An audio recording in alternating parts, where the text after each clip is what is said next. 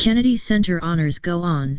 Despite presidential no-show, the latest Kennedy Center honors should be cause for celebration, marking the event's 40th anniversary, in the year that coincides with John F. Kennedy's 100th birthday. Yet this annual recognition of the arts lauding luminaries from various fields, as they rub elbows with the Washington elite, comes with a sizable donut hole this year, as President Trump skipped the event, the first time a sitting president hasn't attended in more than 2 decades. The president's rationale was that by staying away, he would allow the attendees to celebrate without political distraction. But his absence from CBS telecast, which taped in early December, is itself something of a distraction, underscoring the toxic nature of the relationship between the current occupant of the White House and the arts community. Indeed, opening remarks by Caroline Kennedy that would have normally sounded benign felt pointed in the current climate, as she spoke of her father's commitment to the rule of law, to religious tolerance and racial justice, to nuclear disarmament and scientific innovation.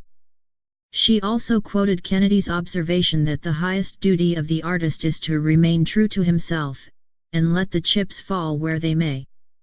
Those chips, many conservatives would argue, are at the root of the schism, resulting in more political commentary during award show acceptance speeches and on red carpets.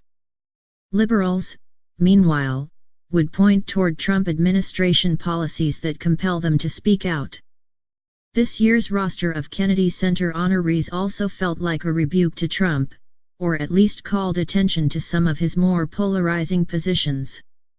That included the Spanish spoken during Gloria Estefan's induction, and recognition of famed All in the Family producer Norman Lear, who has championed liberal causes through the organization he created, People for the American Way.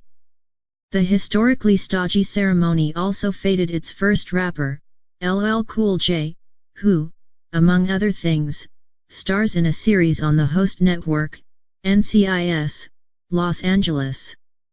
Although the president was absent, the camera found other D.C. figures in the audience, such as Democratic congressional leaders Steny Hoyer and Nancy Pelosi, as well as CBS CEO Leslie Moonves and his wife, Julie Chen. The Kennedy Center presentation is always defined by its elaborately produced tributes, as well as the emotion exhibited by the honorees.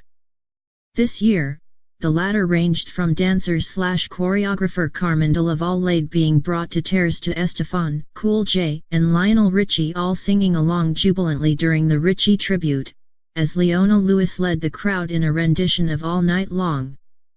Trump, it's worth noting, wasn't the only real-life story that found its way into the event. Referring to Lear's sitcom One Day at a Time, Rita Moreno, whose co stars in the new Netflix version, explained how the original show was ahead of its time, dealing with issues such as sexual harassment. "And look how far we have come," she said, to laughter from the audience. The Kennedy Center Honors has consistently been one of the year's classiest specials, and this year is no exception. Still, the fact that Trump chose not to attend is another sign of what a struggle it is amid the current polarized cultural and political moment to have, and maintain, nice things.